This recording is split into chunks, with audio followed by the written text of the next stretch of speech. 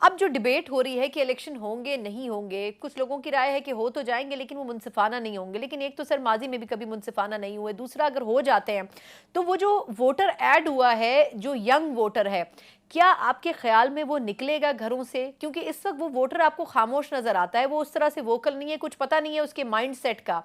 तो क्या ये इलेक्शन डे पे ही पता चलेगा कि इलेक्शन का रिजल्ट किस तरह बिल्कुल तब्दील होता है? ये अंडरस्टैंडिंग है पॉलिटिकल पार्टीज की, इंक्लूडिंग पीटीआई? देखिए, मेरी फाइंडिंग तो सना ये सजेस्ट करती है कि इलेक्शन होंगे, मुनसफाना होंगे या नहीं, ये हमेशा पाकिस्तान में बहस रही है। इस बार इससे ज्यादा बहस है।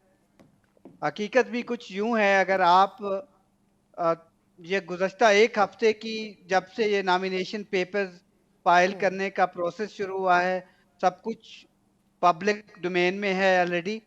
लेकिन कुछ फैक्ट्स आप अगर सामने चाहती हो, मैं आपसे शेयर करना जी चाहूँगा। जी। हम्म।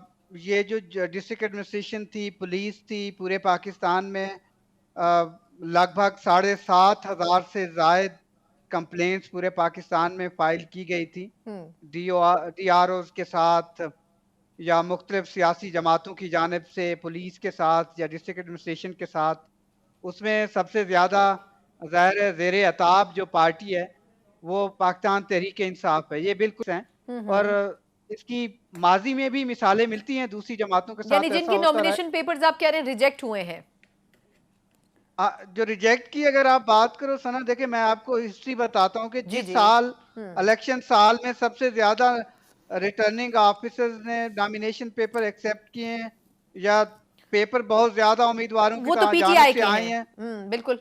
वो अगर आप हम्म। देखो पाकिस्तान की तारीख में 1990 के बाद से, इवन 1970 के बाद से सबसे ज्यादा उम्मीदवारों ने अपने नॉमिनेशन पेपर फाइल किए, हम्म। 28,626। और आपको मालूम है कि 859 जो हल्के हैं जनरल सीट्स के, उन तमाम पर ये अब पोलिंग वगैरह हो रही हैं, हम्म। तो उसके लिए जमा करवाए गए हैं। ये रेशियो इस दफा कम है। सोशल मीडिया पे आपको बहुत नजर आया था, लगता है कि तहरीक इंसाफ की जो बैक के कैंडिडेट हैं, हम्म। क्योंकि तहरीक इंसाफ को खतरा था इस बार के, वो एक्सपेक्ट कर रहे थे कि ज्यादा उनके पेपर्स रिजेक्ट कर दिए जाएंगे, तो हर हल्के से हम्म। 2.1% के रेशियो के साथ पीटीआई के जो बैक कैंडिडेट हैं, उन्होंने नॉमिनेशन पेपर्स फाइल किए। हम्म। और अब जो रेशियो सामने आया है कि जो ओवरऑल 11% है पाकिस्तान की तारीख में। अगर आप देखो सना, हम्म। 2013 का जो इलेक्शन था, उस इलेक्शन में 27,127 लोगों ने अपने नॉमिनेशन पेपर फाइल किए थे, और जो रिजेक्शन रेशियो था 19% था। ये सबसे ज्यादा है पाकिस्तान की तारीख में। इस दफा 11% है, उसमें 85% रिजेक्शन जो रेशियो है, वो टेक्निकल बेसिस पे हुआ है। लोग नए थे, एंथुजियाज्म बहुत ज्यादा था, हम्म। और अवेयरनेस बहुत ज्यादा थी। उनको इतना टाइम नहीं मिला कि वो एफबीआर से अपने एनओसी ले लें, या फिर स्टेट बैंक से ले लें, या दूसरी हम्म। चीजों से। मेरा जाती ख्याल है कि 85 से 90% नॉमिनेशन पेपर एक्सेप्ट हो जाएंगे हम्म। अदालतों में। ठीक। 10% जो टारगेट है हम्म। पीटीआई की, हम्म। टॉप टियर लीडरशिप है, हम्म। उसमें देखिए तो वो 10% में फाल करती है। ठीक। और मुझे लगता है, मेरी अंडरस्टैंडिंग में शायद इमरान खान की कन्विक्शन हो चुकी है, उनका इलेक्शन में होना मुश्किल लगता है, नामुमकिन सा लगता है इस स्टेज हम्म। पर। हम्म।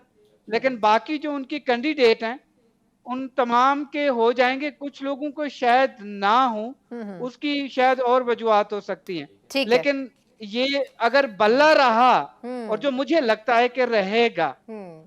तो ये आपके जो न्यू एडिशन है 2,85,00,000 का नौजवानों का, या हम्म। ओवरऑल 7.5 करोड़ पाकिस्तान की जो यंगर लाट है, जिनकी एज हम्म। 38 से कम है, वो बाहर निकलेगी और सरप्राइजिंग रिजल्ट आएंगे। शायद ये पार्टियों ने भी ना सोचा हो कि किसके हक सर में यही आए। तो सबसे बड़ा सवाल है ना, लेकिन पॉइंट आपका आ गया कि इस मर्तबा 11% से ऊपर रिजेक्शन नहीं हुई है, और आप कह रहे हैं कि कुछ लोगों को छोड़ के शायद जो सीनियर तरीन, लेकिन अगर देखा जाए तो सारी सीनियर तरीन लीडरशिप पीटीआई की जो है वो उड़ा दी गई है तकरीबन।